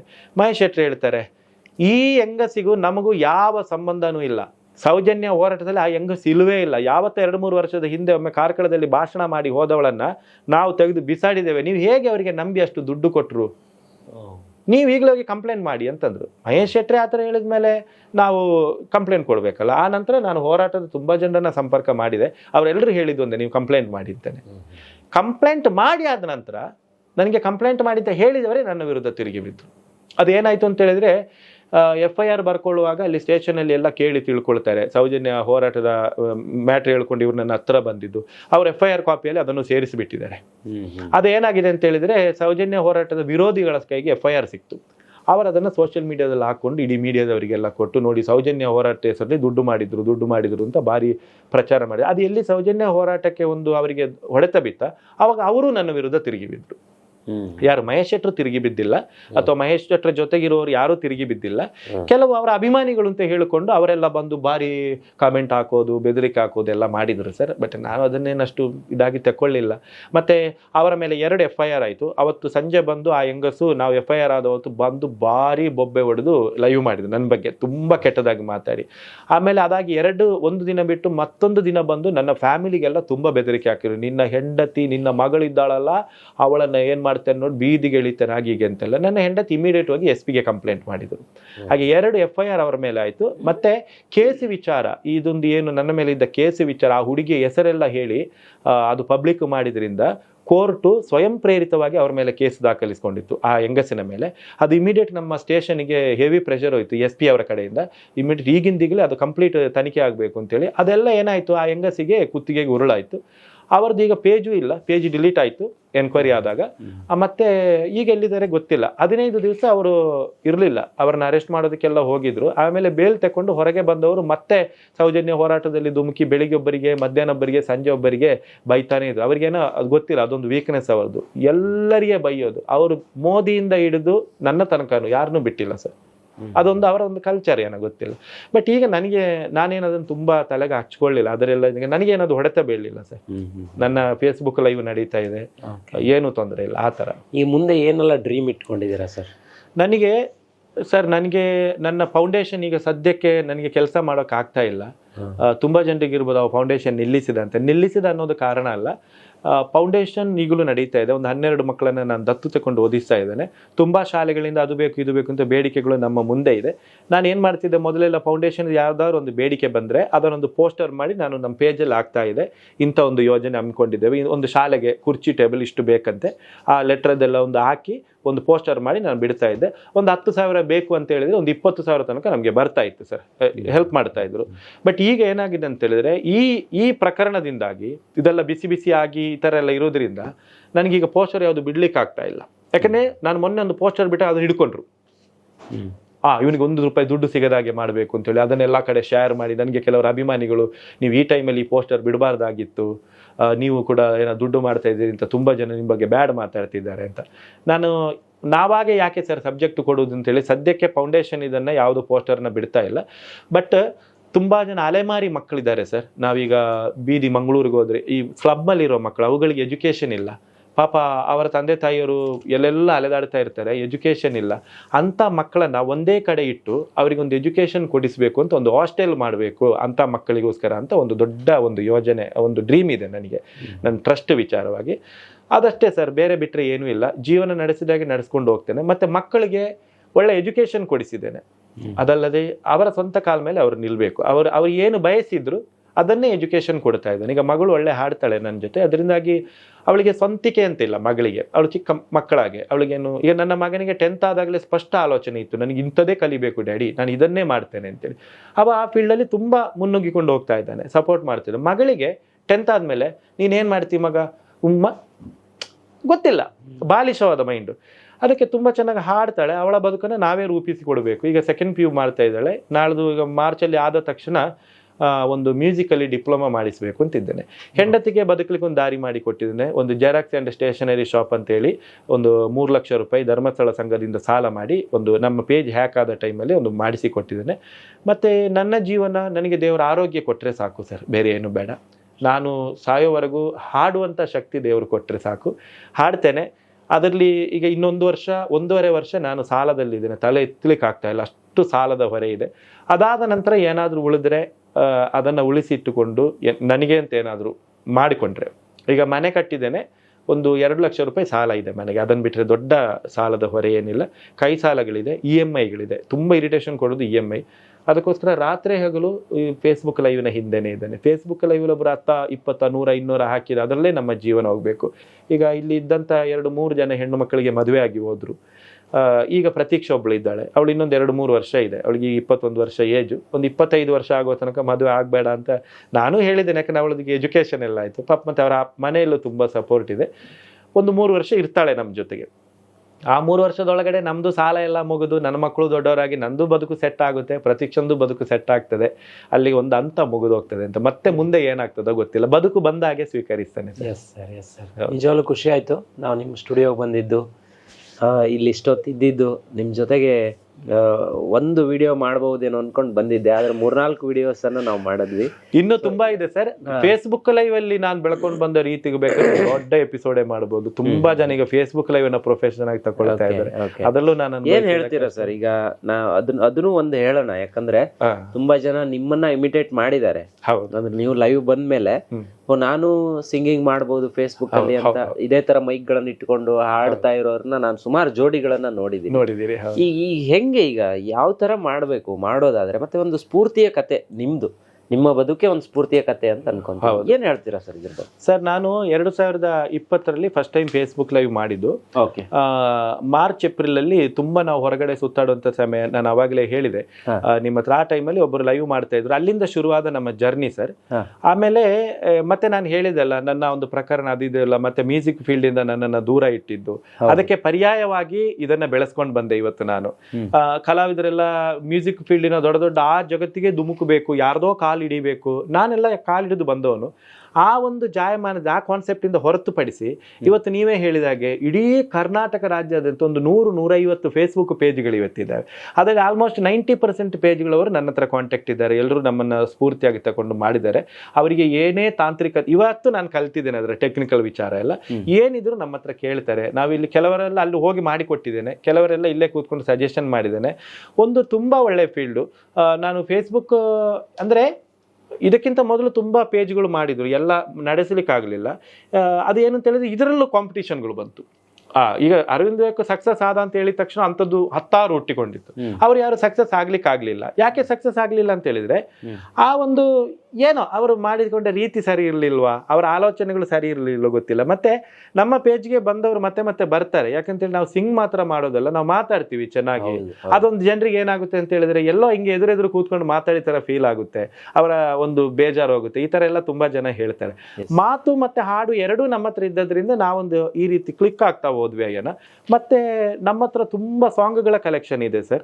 ನಾವು ಈ ಎಲ್ಲ ಟೆನ್ಷನ್ಗಳ ಮಧ್ಯೆನೂ ಹೊಸತನ್ನ ಕಲಿಯೋ ಕಡೆ ಗಮನ ಕೊಟ್ಟು ಇವತ್ತು ಕೂತ್ಕೊಂಡು ನಾವು ಕಲಿತಾ ಇರ್ತೀವಿ ಹೊಸ ಸಾಂಗ್ಗಳು. ಅದರಿಂದ ನಮಗೆ ಬೇರೆಯವರ ಬಗ್ಗೆ ಥಿಂಕ್ ಮಾಡ್ಲಿಕ್ಕೆ ಟೈಮ್ ಸಿಗೋದಿಲ್ಲ. ನಾವು ಕಲಿತಾ ಹೋಗಿದ್ವಿ. ಇದೆಲ್ಲ ನಮ್ಮ ಸಕ್ಸಸ್ಗೆ ಕಾರಣ. ಮತ್ತೆ ಹೊಸದಾಗಿ ಪೇಜ್ ಮಾಡೋರಿಗೆ ನಾನು ಏನು ಹೇಳ್ತೀನಿ, ಅಥವಾ ಈ ಫೇಸ್ಬುಕ್ ಲೈವ್ ಮೂಲಕ ಬರಬೇಕು ಅಂತ, ನೀವು ನಿಮಗೋಸ್ಕರ ಬನ್ನಿ ಅಂತ. ಈಗ ಅವ ಮಾಡಿದ ನಾನು ಮಾಡ್ತೇನೆ, ಅವ ಹಾಗೆ ಮಾತಾಡಿದ ನಾನು ಮಾತಾಡಿದ, ಹಾಗೆ ಅಲ್ಲ. ನಾನು ನನ್ನ ಓನ್ ಇಮೇಜನ್ನು ಕ್ರಿಯೇಟ್ ಮಾಡಬೇಕು. ನನ್ನ ಹತ್ರ ಏನೋ ಪ್ರತಿಭೆ ಇದೆ, ಇದನ್ನು ನಾನು ಯಾವ ಥರ ತೋರಿಸ್ಬೇಕು, ಗೊತ್ತಿದ್ದವರ ಹತ್ರ ಕೇಳಿ ತಿಳ್ಕೊಂಡು ನಾನು ಬೆಳಿಬೇಕು ಅನ್ನೋ ಇಂಟೆನ್ಷನ್ ಇಟ್ಕೊಂಡು ಬಂದವ ಮಾತ್ರ ಈ ಫೇಸ್ಬುಕ್ ಲೈವಲ್ಲಿ ಬೆಳಿತಾನೆ ಸರ್. ಅದು ಬಿಟ್ಟು ಅರವಿಂದ್ ವೇಕ್ ಹತ್ರ ಹೇಗೆ ಕೇಳೋದು, ಅವನ ಹತ್ರ ಕೇಳಿದ್ರೆ ನಾನು ಚಿಕ್ಕವನಾಗ್ತೀನೇನೋ, ನಾನು ಚಿಕ್ಕವಳಾಗ್ತೀನೇನೋ, ಅವನದೇನು ದೊಡ್ಡದು, ಅವನದೇನು ಮಹಾ, ಆ ಥರ ಅಂದ್ಕೊಂಡವರಿಗೆ ಅವರಿಗೆ ಟೆಕ್ನಿಕಲ್ ಜ್ಞಾನ ಕೊರತೆ ಇರ್ತದೆ. ನಾನೊಂದು ಇಷ್ಟು ಚಿಕ್ಕದ ವೈರ್ ಮಾಡಲಿಕ್ಕೆ 15,000 ಖರ್ಚು ಮಾಡಿದ್ದೇನೆ ಸರ್. ಎಷ್ಟು? 100 ರೂಪಾಯಿ ಒಂದು ವೈರ್ ಮಾಡಲಿಕ್ಕೆ. ನನ್ಗೆ ಗೊತ್ತಿರ್ಲಿಲ್ಲ ಇದು ಎಲ್ಲಿ ಸಿಗ್ತದೆ ಅಂತ. ಎಷ್ಟು ಕಡೆ ಓಡಾಡಿದ್ದೀನಿ, ಎಷ್ಟು ತಿಂಗಳು ಅಂದ್ರೆ ಸೌಂಡ್ ಕ್ಲಾರಿಟಿ ಕೊಡ್ಲಿಕ್ಕೆ. ನೀವು ಹಾಗೆ ಹೇಳಿದ್ರಿ, ಈ ಕ್ಲಾರಿಟಿ ಅದನ್ನ ಕಂಡು ಹಿಡಿದು ಅದರ ಸತ್ಯ ಗೊತ್ತಾಗಿದ್ದದು ಲಾಸ್ಟಿಗೆ 100 ರೂಪಾಯಿ ವೈರ್ಲಿ ಆದದ್ದು. ಆ 100 ರೂಪಾಯಿ ಕಂಡು ಹಿಡಿಬೇಕಾದ್ರೆ 10-15,000 ಖರ್ಚು ಮಾಡಿದ್ದೇನೆ. ನಿಮ್ಗೊಂದು ಬಾಕ್ಸ್ ತೋರಿಸ್ತೇನೆ, ಇಷ್ಟಿದೆ ಸರ್ ವೈರ್ ರಾಶಿ. ಆ 100 ರೂಪಾಯಿ ಕಾರ್ಡ್ ಕಟ್ಟುವ ಮೊದಲು ಈಗಲೂ ಇಟ್ಕೊಂಡಿದ್ದೇನೆ ಅದೆಲ್ಲ. ನಿಮ್ಗೆ ತಲೆ ಹಾಳಾಗ್ಬೋದು, ಇದು ಏನ್ರಿ ಇದು ಅಂತೇಳಿ ಬಿಸಾಡಿಲ್ಲ ಯಾವುದು. ಯಾಕಂದ್ರೆ ಅದ್ರಲ್ಲಿ ನಾನು ನಡೆದು ಬಂದ ದಾರಿ. ಅದಕ್ಕೆ ನಾನು ಹೇಳುದು, ಗೊತ್ತಿದ್ದವ್ರ ಹತ್ರ ಕೇಳಿ ತಿಳ್ಕೋಬೇಕು. ಮತ್ತೆ ನಾವು ಜೀವನದಲ್ಲಿ ಸಕ್ಸಸ್ ಆಗ್ಬೇಕಾದ್ರೆ ಸಕ್ಸಸ್ ಆದವರ ಜೊತೆ ಅವರ ರೂಟಲ್ಲಿ ಹೆಜ್ಜೆ ಹಾಕಿದ್ರೆ ಸಕ್ಸಸ್ ಆಗ್ತೇವೆ. ಕೆಲವರು ನನಗೆಲ್ಲ ಗೊತ್ತುಂಟು ಅಂತ ಹೇಳಿ ಭ್ರಮೆ ಹುಟ್ಟಿಸ್ತಾರೆ ಈ ಫೇಸ್ಬುಕ್ ಲೈವ್. ನಾನು ತುಂಬಾ ಜನರನ್ನು ನೋಡಿದ್ದೇನೆ, ಪಾಪ ಹೊಸತ್ತು ಪೇಜ್ ಮಾಡಿ ಬೆಳಿಬೇಕು ಅಂತ ಹೊರಟವರು ಅಂಥವರ ಕೈಗೆ ಸಿಕ್ಕಾಕೊಳ್ತಾರೆ, ಭ್ರಮೆ ಹುಟ್ಟಿಸೋರು. ಬನ್ನಿ ನನ್ನ ಹತ್ರ ಬನ್ನಿ, ನನ್ಗೆಲ್ಲ ಗೊತ್ತು, ನಾನು ಅವರನ್ನ ಬೆಳೆಸಿದ್ದೆ, ಇವರನ್ನ ಬೆಳೆಸಿ. ಪಾಪ ಇವರು ಹೋಗಿ ಪತಂಗದ ಥರ ಅಲ್ಲೋಗಿ ಅಟ್ರಾಕ್ಟ್ ಆಗ್ತಾರೆ. ಲಾಸ್ಟಿಗೆ ಬೆಳೆಸ್ತೇನೆ ಅಂತ ಹೇಳಿದವನು ಇಲ್ಲ, ಅವ್ರ ಜೊತೆ ಹೋದವರು ಇಲ್ಲ, ಅವ್ರ ನೋಡಿ ತುಂಬಾ ನೋವಾಗ್ತದೆ. ನಾನು ಕಟ್ಟಿಕೊಟ್ಟ 5-6 ಪೇಜ್ಗಳಿದೆ ಸರ್, ಇವತ್ತಿಗೂ ತುಂಬಾ ಸ್ಟ್ಯಾಂಡರ್ಡ್ ಆಗಿ ಲೈವ್ ಮಾಡ್ತಾ ಇದ್ದಾರೆ. ನಾನು ಅವ್ರ ಜೊತೆ ಇರ್ಲಿ ಇಲ್ಲದೆ ಇರ್ಲಿ ತುಂಬಾ ಚೆನ್ನಾಗಿ ಮಾಡ್ಕೊಂಡು ಹೋಗ್ತಾ ಇದ್ದಾರೆ. ಅದೊಂದು ಸ್ಫೂರ್ತಿ ಸರ್ ನಿಮ್ಗೆ, ಅಂದ್ರೆ ಪ್ರಾರಂಭದಲ್ಲಿ ಹಿಂಗೊಂದು ಮಾಡ್ಬೋದು, ಬೇರೆ ಎಲ್ಲಾದ್ರೂ ನೋಡಿ ತಿಳ್ಕೊಂಡ್ರ ಅಥವಾ ಹೆಂಗೆ ಸರ್? ಫೇಸ್ಬುಕ್, ನಾನ್ ಸೋಷಿಯಲ್ ಮೀಡಿಯಾದಲ್ಲಿ ಇದ್ದವನೇ ಅಲ್ಲ. 2016ರಲ್ಲಿ ನನಗೆ ಯಾರೋ ಬೊಂಬಾಯಿಯಿಂದ ಒಬ್ರು ಕಾರ್ಯಕ್ರಮ ಕೊಟ್ಟಿದ್ರು ನನಗೆ. ಅವರಿಗೆ ಕಾರ್ಯಕ್ರಮ ಬೊಂಬಾಯಿಯಲ್ಲಿ ಕೂತ್ಕೊಂಡು ನೋಡ್ಬೇಕಂತೆ, ಅಂದ್ರೆ ಅವರ ಊರಲ್ಲಿ ಅವರ ಮನೆಯಲ್ಲಿ ಕಾರ್ಯಕ್ರಮ ಕೊಟ್ಟಿದ್ದು ಕಾರ್ಕಳದ ಹತ್ರ. ಅದಕ್ಕೋಸ್ಕರ ಯಾರೋ ಒಬ್ರು ಫೇಸ್ಬುಕ್ ಅನ್ನ ನಂಗೆ ಕ್ರಿಯೇಟ್ ಮಾಡಿ ಕೊಟ್ಟಿದ್ರು. ಫೇಸ್ಬುಕ್ ಓಪನ್ ಮಾಡಿ ಇಟ್ಕೊಂಡು ನೀವು ಹಾಡ್ಬೇಕಂತೆ ಸ್ಟೇಜ್ ಅಲ್ಲಿ, ಅದು ಅವ್ರು ಅಲ್ಲಿ ಕೂತ್ಕೊಂಡು ನೋಡ್ತಾರಂತೆ ಅಂತ ನನಗೆ ಅವಾಗ ಸೋಜಿಗೆ ಅನಿಸಿತ್ತು. ಆ ದಿನ ಅದಾದ ಮೇಲೆ 2020ರಲ್ಲಿ ನಾನು ಫೇಸ್ಬುಕ್ ಓಪನ್ ಮಾಡಿದ್ದು, ಅದು ಮೊಬೈಲಲ್ಲಿ ಹಾಗೆ ಇತ್ತು. ಅದು ಓಪನ್ ಮಾಡಿದ ನಂತರ ನಾನು ಯಾಕೆ ಓಪನ್ ಮಾಡಿದ್ದು ಅಂತ ಹೇಳಿದ್ರೆ, ಇಲ್ಲಿ ಒಬ್ರು ಯತೀಶ್ ಕೋಟ್ಯಾನ್ ಅಂತ ಅವರು ಸೌಂಡ್ ಆಪರೇಟರ್, ಅವ್ರು ಕೂತ್ಕೊಂಡು ಆಡ್ತಾ ಇದ್ರು. ನಮ್ಗೆ ಏನೋ ಥ್ರಿಲ್ ಆಯ್ತು, ಈ ತರ ಒಂದು ಆಪ್ಷನ್ ಇದೆಯಲ್ಲ ಅಂತ. ಹಾಗೆ ನಾವು ಒಂದು ಶುರುವಾಗಿ ಅಲ್ಲಿಂದ ಸ್ಫೂರ್ತಿ ಆದದ್ದು. ಬಟ್ ನನಗೇನು ಸರ್, ಚಿಕ್ಕದಿರುವಾಗ ಒಂದು ಹಾಡಿಗೋಸ್ಕರ ನಾನು ಎಷ್ಟೋ ವೇದಿಕೆ ಹತ್ರ ಹೋಗಿ ನಾನು ಕೂತಿದ್ದೇನೆ ಕಾದು, ಎಲ್ಲೂ ಒಂದು ಅವಕಾಶ ಸಿಗ್ಲಿಲ್ಲ. ಇವತ್ತು ಹಾಡಿ ಹಾಡಿ ಹಾಡಿ ಹಾಡಿ ಗಂಟ್ಲು ಹೊಡೆದು ಹೋಗ್ತದೆ. ಆದ್ರೂ ಮತ್ತೆ ಮತ್ತೆ ಹಾಡಿ ಅಂತ ಜನ ಕೇಳ್ತಾರೆ, ರಿಪೀಟ್ ಕೇಳೋರು. ಅವತ್ತು ಒಂದು ಸ್ಟೇಜ್ ಅಲ್ಲಿ 100 ಜನರ ಮುಂದೆ ಹಾಡ್ಬೇಕು ಅಂತ ಬಯಸಿದೆ. ಇವತ್ತು 45-50 ದೇಶಗಳ ಜನರ ಮುಂದೆ ಹಾಡ್ತಾ ಇದ್ದೇನೆ ಸರ್. ಅದೊಂದು ತುಂಬಾ ಸಾರ್ಥಕತೆ. ಅಂದ್ರೆ ಬೆಳಿಬೇಕು ಅಂತ ಹೊರಟವ ನೆಪಗಳನ್ನ ಹಿಡ್ಕೊಂಡು ಕೂತ್ಕೊಳ್ಳೋದಿಲ್ಲ. ಹಾಗೆ ಇದ್ದಿದ್ರೆ ನಾನು ಇಂಪ್ರೂವ್ ಆಗ್ತಿದ್ದೆ, ಇವ ಇದ್ದಿದ್ರೆ ಇಂಪ್ರೂವ್, ನನಗೂ ಅದಿದ್ರೆ ನಾನು ಆಗ್ತಿದ್ದೆ. ನಾವು ಹೆಜ್ಜೆ ಇಡ್ತಾನೇ ಹೋಗ್ಬೇಕು. ದಿನಾ ಕೆಲಸ ಇರುತ್ತೆ ಈಗ ನಿಮ್ಗೆ? ಇದೆ ಸರ್, ಇದೆ ಸರ್. ಅಂದ್ರೆ ಈ ಸರೌಂಡಿಂಗ್ ಮಾಡ್ತೀರಾ ಬೇರೆ ಬೇರೆ ಕಡೆನೂ ಹೋಗ್ತಾ ಇರ್ತೀರಾ? ಫೇಸ್ಬುಕ್ ಲೈವ್ ಇಲ್ಲಿಂದಾನೆ ಮಾಡೋದು. ಫೇಸ್ಬುಕ್ ಲೈವ್ ಮೂಲಕ ನಮ್ಗೆ ಎಲ್ಲ ಕಡೆ ಪ್ರೋಗ್ರಾಮ್ಸ್ ಸಿಗುತ್ತೆ. ಮತ್ತೆ ಈಗ ಪ್ರತೀಕ್ಷನ್ಗೆ ಕಾಲೇಜ್ ಇರುವುದರಿಂದ ಜಾಸ್ತಿ ತುಂಬಾ ದೂರ ಹೋಗುದಿಲ್ಲ ಸರ್. ನಾವು ಅವರಿಗೆ ರಜೆ ಸಿಗುದಿಲ್ಲ, ಫೈನಲ್ ಇಯರ್ ಅಲ್ಲ. ಇಲ್ದಿದ್ರೆ ನಾವು ಎಲ್ಲಿ ಬೀದರಿಂದ ಬಂದ್ರು ಹೋಗ್ತೇವೆ. ನಿರಂತರ ಎಷ್ಟು ಗಂಟೆ ಮಾಡ್ತೀರಿ ನೀವು ಫೇಸ್ಬುಕ್ ಲೈವ್? ಈಗ 2 ಗಂಟೆ, ಮೊದಲೆಲ್ಲ ನಾವು 3.5 ಗಂಟೆ ಕೂತ್ಕೊಳ್ತಿದ್ವಿ. Stage program 3 hours sir. 3 hours ಮಾಡ್ತೀವಿ. ಈಗ ಮ್ಯಾರೇಜ್ ಪ್ರೋಗ್ರಾಮ್ ಅಂದ್ರೆ ಹಗಲೊತ್ತಲ್ಲಿ, ಆದ್ರೆ ಒಂದು 11ವರೆಗೆ ಶುರು ಮಾಡ್ತೇವೆ, 2:30 ತನಕ ಮಾಡ್ತೇವೆ. ಮತ್ತು ಜನ ಇದು ಅಂತ ಹೇಳಿದ್ರೆ ಜಾಸ್ತಿ ಹೊತ್ತು ಮಾಡ್ತೇವೆ, ಇಲ್ಲ ಅಂತಲ್ಲ. ಚಾರ್ಜಸ್ ಡಿಫ್ರೆಂಟ್ ಇರುತ್ತೆ? ಇಲ್ಲ, ಬೇರೆ ಬೇರೆ ಚಾರ್ಜಸ್ ಇದೆ ಸರ್. ಒಂದು ಈಗ ಮ್ಯಾರೇಜ್ ಫಂಕ್ಷನ್ ಅಂತ ಹೇಳಿದ್ರೆ ಅದು ಎಲ್ಲಿ ಫಂಕ್ಷನ್ ದೂರ ಡಿಪೆಂಡ್ ಆಗುತ್ತೆ, ಮತ್ತೆ ಅಲ್ಲಿ ಆರ್ಟಿಸ್ಟ್ ಡಿಪೆಂಡ್ ಆಗುತ್ತೆ, ಸೌಂಡ್ಸ್ ಬೇಕಾ, ಅದೆಲ್ಲ ವೇರಿಯೇಷನ್ ಆಗ್ತಾ ಇರ್ತದೆ. ಫಿಕ್ಸೆಡ್ ಆಗಿ ನಿಮ್ದೊಂದು ಎಷ್ಟು ಅಂತ ಹೇಳಿದ್ರೆ ನಮ್ಗೆ ತಪ್ಪ ಹೇಳಲಿಕ್ಕೆ ಆಗುದಿಲ್ಲ. ಹೌದು, ಹಾಗೆ. ಓಕೆ, ಎಲ್ಲವೂ ಟ್ರ್ಯಾಕ್ ಇರುತ್ತೆ, ಮ್ಯಾನುವಲ್ ಇರಲ್ಲ. ನಾನು ಈಗ ಮ್ಯಾನುವಲ್ ತಗೊಳ್ಳೋದಿಲ್ಲ ಸರ್. ಅಂದ್ರೆ ಟ್ರ್ಯಾಕ್ ಅಲ್ಲಿ ಸೆಟ್ ಆಗಿ ಹೋಗಿದೆ. ಮತ್ತೆ ಟ್ರ್ಯಾಕ್ ಮಾಡೋದಕ್ಕೆ 2 ಕಾರಣ. ಒಂದೇನಂತ, ಒಂದು ಕಾರ್ಯಕ್ರಮದಲ್ಲಿ ಜಾಸ್ತಿ ಸಾಂಗ್ಸ್ ಆಡ್ಬೋದು ನಾವು, ನಮ್ ಸಾಂಗ್ ಕೇಳೋದಕ್ಕೆ ಕಲಿಯೋದಲ್ಲ, ಅದೊಂದು. ಎರಡನೇದೇನಂದ್ರೆ ಜನರಿಗೆ ಹೊರೆ ಕಮ್ಮಿ ಆಗುತ್ತೆ. ಈಗ ಇನ್ಸ್ಟ್ರೂಮೆಂಟ್, ಒಂದು ಇನ್ಸ್ಟ್ರೂಮೆಂಟ್ಗೆ 5,000 ತಗೊಳ್ತಾರೆ. ನಾವು ಇನ್ಸ್ಟ್ರೂಮೆಂಟ್ ತಗೊಳಕ್ಕೆ ಒಂದು 3-4 ಇನ್ಸ್ಟ್ರೂಮೆಂಟ್ ತಗೊಳ್ಬೇಕು. ಮತ್ತೆ ಇನ್ಸ್ಟ್ರೂಮೆಂಟ್ ಕಾರ್ಯಕ್ರಮ ಇದ್ರೆ ಸೌಂಡ್ಸ್ ಜಾಸ್ತಿ ಹಾಕ್ಬೇಕು ನಾವು. ಸೊ ಇದೆಲ್ಲ ಇದ್ದದ್ರಿಂದಾಗಿ ಇನ್ಸ್ಟ್ರೂಮೆಂಟ್ ತಗೊಳ್ಳೋದು ತುಂಬಾ ಕಮ್ಮಿ. ಹಾಗೆ. Super, thank you sir. ತುಂಬ ಖುಷಿ ಆಯಿತು, ಸುದೀರ್ಘವಾಗಿ ಮಾತಾಡಿದ್ವಿ. ಸೊ ನಿಮ್ಗೆ ಏನು ಅನಿಸ್ತು ಸರ್? ಹೆಗ್ಗದ್ದೆ ಸ್ಟುಡಿಯೋಸ್ ಒಂದ್ಸಲ ನಿಮ್ಮ ಲೈವ್ ಎಲ್ಲ ನಾನು ಸೋಷಿಯಲ್ ಮೀಡಿಯಾದಲ್ಲಿ ಬಂದ ನಂತರ ಬೇರೆ ಬೇರೆ ನಾನು ಚಾನೆಲ್ಗಳು ನೋಡೋ ಜೊತೆಗೆ ಒಂದು ಸಲ ಹೆಗ್ಗದ್ದೆ ಸ್ಟುಡಿಯೋ ನನಗೆ ಒಂದು 2-3 ವರ್ಷಗಳಾಯ್ತದು ಸಿಕ್ತು. ಯಾರೋ ಒಂದು ಅಪರಿಚಿತ ವ್ಯಕ್ತಿಯನ್ನ, ಅಂದ್ರೆ ಸಮಾಜದಲ್ಲಿ ಒಂದು ದೊಡ್ಡ ಸೆಲೆಬ್ರಿಟಿ ಅಲ್ಲ ಅವರು, ಯಾರ್ದೋ ಮನೆಗೆ ಹೋಗಿ ನೀವು ಸಂದರ್ಶನ ಮಾಡ್ತಾ ಇದ್ರಿ. ಅವತ್ತೇ ಫಸ್ಟ್ ಟೈಮ್ ನಿಮ್ಮನ್ನು ನೋಡಿದ್ದು. ಈಗ ಸೆಲೆಬ್ರಿಟಿಗಳನ್ನ ಎಲ್ಲರೂ ಮಾಡ್ತಾರೆ, ನಮ್ಮ ಥರದವ್ರನ್ನ ಯಾರು ಸಂದರ್ಶನ ಮಾಡ್ತಾರೆ ಹಳ್ಳಿಗೆಲ್ಲ ಹೋಗಿ. ಸೊ ಇದಂತ ಡಿಫ್ರೆಂಟ್ ಇದೆಯಲ್ಲ ಅಂತೇಳಿ ಅದು 1-1.5 ಗಂಟೆ ಏನೋ ಮಾಡಿದ್ರಿ ನೀವು, ಎಲ್ಲ ನೋಡಿದೆ ನಾನು. ಸರ್ ಚೆನ್ನಾಗಿದೆ. ಅಲ್ಲಿಂದ ನಾನು ನಿರಂತರ ನಿಮ್ಮ ಪೇಜನ್ನು ಫಾಲೋ ಮಾಡಿದೆ. ಆಮೇಲೆ ಫೇಸ್ಬುಕ್ಕಲ್ಲೇ ನಾನು ನೋಡ್ತಾ ಬಂದೆ ಸರ್. ಒಂದಿನ ನಮ್ಮ ಲೈವಲ್ಲಿ ಹೆಗ್ಗದ್ದೆ ಸ್ಟುಡಿಯೋದಿಂದ ಅದು ಕಂಡಾಗ ನನ್ಗಾದ ಸಂತೋಷ ಹೇಳಲಿಕ್ಕೆ ಹೆಗ್ಗದ್ದೆ ಸ್ಟುಡಿಯೋ ನಮ್ಮ ಲೈವ್ ನೋಡ್ತಾ ಇದ್ದಾರಾ ಅಂತೇಳಿ. ನೀವೊಂದು 2-3 ಜನ ಇರ್ತಾ ಇದ್ರಿ ಇದು ನಿಮ್ಮ ಇದರಲ್ಲೆಲ್ಲ ಇಂಟರ್ವ್ಯೂಗಳಲ್ಲೆಲ್ಲ, ನಮ್ಮ ಲೈವ್ ನೋಡ್ತಾ ಇದ್ದಾರೆ. ತುಂಬಾ ಖುಷಿ ಪಟ್ಟೆ ನಾನು ಆವತ್ತು, ಭಾರಿ ಖುಷಿ ಪಟ್ಟೆ. ನಿಮ್ಗೆ ನೆನಪಿರ್ಬೋದು, ತುಂಬಾ ಟೈಮ್ ಆಯ್ತದು. ಬಟ್ ನನಗೆ ಅದು ನಿಜವಾಗ್ಲೂ ಖುಷಿ. ಮುಖ್ಯಮಂತ್ರಿ ಸಿದ್ದರಾಮಯ್ಯ ಅವರು ನಮ್ಮ ಲೈವ್ ನೋಡಿದ್ದು ನಮ್ಮ ಹತ್ರ ಸ್ಕ್ರೀನ್ ಶಾಟ್ ಇದೆ. ತೇಜಸ್ವಿ ಸೂರ್ಯ ಅವರು ನೋಡಿದ್ದು ಸ್ಕ್ರೀನ್ ಶಾಟ್ ಇದೆ. ಆ ತರ ತುಂಬಾ ಮಂತ್ರಿಗಳೆಲ್ಲ ನೋಡಿದ್ದು ಸ್ಕ್ರೀನ್ ಶಾಟ್ ಇದೆ ಸರ್ ನಮ್ಮ ಹತ್ರ. ಅದೆಲ್ಲ ನಮ್ಮ ಮರೀಲಿಕ್ಕಾಗದು. ಅದರಲ್ಲಿ ಹೆಗ್ಗದ್ದೆ ಸ್ಟುಡಿಯೋದವರು ನೋಡ್ತಾ ಇದ್ದಾರೆ ಅಂದ್ರೆ ನಂಗೆ ತುಂಬಾ ಖುಷಿ ಆಯ್ತು. ಆಮೇಲೆ ಈಗ ತುಂಬಾ ಜನ ಯೂಟ್ಯೂಬರ್ಸ್ ಇದ್ದಾರೆ, ತುಂಬಾ ಹೆಸರು ಮಾಡಿದಂತೆ. ಈಗ ಮಸ್ತುಮಗ.com ನಾನು ತುಂಬಾ ನೋಡ್ತೇನೆ. ಆಮೇಲೆ ಥರ್ಡ್ ಐ ನೋಡ್ತೇನೆ, ಸುಬ್ರಹ್ಮಣ್ಯ ಸಂಡಿಗೆ ಅವರದು. ಹಾಗೆ ಅವರಿಗೆಲ್ಲ ಹೋಗುವಾಗ ನಾನು ಮೆಸೇಜ್ ಹಾಕುವಾಗ ನಿಮ್ಮ ಲೈವ್ ನೋಡ್ತೇನೆ ಅಂತ ಅವರು, ನಾನು ಅರವಿಂದ್ ಬೇಕಂತೆ ನಿಮ್ಮ ಲೈವ್ ನೋಡ್ತೇನೆ, ನನಗೆ ಒಂಥರ ಪುಳಕ್ ಆಗೋದು, ಇವರೆಲ್ಲ ನೋಡ್ತಾರ, ಅವಾಗ ಫ್ರೀ ಟೈಮಲ್ಲಿ ನೋಡೋದು ಅವರು. ಹಾಗೆ ಹೆಗ್ಗದ್ದ ಸ್ಟುಡಿಯೋ ನೋಡಿದ್ದೆ, ಅಲ್ಲಿಂದ ನಿರಂತರವಾಗಿ ನೋಡ್ತಾ ಬಂದೆ. ನಮ್ಮ ಪೇಜ್ ಹ್ಯಾಕ್ ಆದ ನಂತರ ನಿಮ್ದು ತುಂಬಾ ಟೈಮ್ ನಿಮ್ ಸುದ್ದಿ ಇರಲಿಲ್ಲ, ಅದು ತುಂಬಾ ಬೇಜಾರಾಯ್ತು. ಯಾಕಂದ್ರೆ ಹಳೆ ಪೇಜಲ್ಲಿ ತುಂಬಾ ಅಂತ ಸೆಲೆಬ್ರಿಟೀಸ್ಗಳು, ನೀವೀಗ ನನ್ನ ಸಂದರ್ಶನ ಮಾಡ್ತೀರಿ, ಆಕ್ಚುಲಿ ನೀವು ನಮ್ಗೆ ಸೆಲೆಬ್ರಿಟಿಗಳು. ಹಾಗೆ ನೋಡ್ದೆ. ಮತ್ತೆ ನಾನು ನಿಮ್ಗೆ ಒಂದ್ಸಲ ಮೆಸೆಂಜರ್ಲಿ ಮೆಸೇಜ್ ಹಾಕಿದೆ, ಸರ್ ನಮ್ಮ ಪೇಜ್ ಹ್ಯಾಕ್ ಆಗಿದೆ, ನಮ್ದು ಹೊಸ ಪೇಜ್ ಇದು ಅಂತೇಳಿ ಲಿಂಕು ಕಳಿಸ್ಕೊಟ್ಟಿದೆ. ಅದು ಕಳಿಸಿಕೊಟ್ರು ಅದಾಗಿ ಎಷ್ಟೋ ತಿಂಗಳಾದ್ರೂ ನೀವು ಯಾರು ಬರಲಿಲ್ಲ. ಆಮೇಲೆ ನಾನು ಅನ್ಕೊಂಡೆ ಇಲ್ಲ, ನನ್ನ ಹಳೆ ಕಾಂಟ್ಯಾಕ್ಟ್ ಎಲ್ಲ ಬಿಟ್ಟು ಹೋಯ್ತು ಅಂತ ಬೇಸರದಲ್ಲಿದೆ. ಆಮೇಲೆ ಸಡನ್ ಆಗಿ ಒಂದಿನ ಮತ್ತೆ ನಮ್ಮ ಹೊಸ ಪೇಜಲ್ಲಿ ನೀವು ಕಾಣಿಸ್ಕೊಂಡಾಗ ತುಂಬಾ ಅಂದ್ರೆ ತುಂಬಾ ಖುಷಿ ಆಯ್ತು. ಸೊ ಆಮೇಲೆ ನೀವೊಮ್ಮೆ ಹೇಳಿದ್ರಿ ಇತ್ತೀಚೆಗೆ ಇದೆ ಈ ಪ್ರಕರಣಗಳೆಲ್ಲ ಅದರ ಮಧ್ಯೆ ನೀವೊಮ್ಮೆ ನಮ್ಮ ಸ್ಟುಡಿಯೋಗೆ ಬರಬೇಕು ಅಂತ ಒಂದು ಕಮೆಂಟ್ ಹಾಕಿದ್ರಿ. ನಾನು ಖಂಡಿತ ಬರ್ತೀನಿ ಸರ್ ಅಂತ ಹೇಳಿದೆ. ಮತ್ತೆ ನೀವು ಯಾರು ಅಂತ ನನ್ಗೆ ಗೊತ್ತಾಗಲ್ಲ, ಅಂದ್ರೆ 2-3 ಜನ ಇದ್ರು ಅದ್ರಲ್ಲಿ, ಪರ್ಟಿಕ್ಯುಲರ್ ನಮ್ಮ ಲೈವ್ ನೋಡ್ತಿರೋ ಯಾರು ಅಂತ ಗೊತ್ತಾಗ್ಲಿಲ್ಲ. ಅದು ನೀವು ಅಂತ ಗೊತ್ತಾದ್ಮೇಲೆ ಅಂತೂ ನನಗೆ ತುಂಬಾ ತುಂಬಾ ಖುಷಿ ಆಯ್ತು ಸರ್. ಮಂಗಳೂರು ತನಕ ನೀವು ಬಂದು ನಮ್ಮ ಒಂದು ಜೀವನ ಅನುಭವನ ನೀವು ನನಗೆ ನಿಜವಾಗ ಒಂದು ದೊಡ್ಡ ನ್ಯಾಷನಲ್ ಚಾನೆಲ್ಗಳಲ್ಲಿ ಕೂತಷ್ಟು, ಲೋಕಲ್ ಚಾನೆಲಲ್ಲಿ ಕೆಲವು ಇಂಟರ್ವ್ಯೂಗಳೆಲ್ಲ ಆಗಿದೆ, ಬಟ್ ಅದಕ್ಕಿಂತ ಇದು ತುಂಬಾ ಮಹತ್ವವಾದ್ದು ಅಂತ sir. Thank you sir, thank you so much.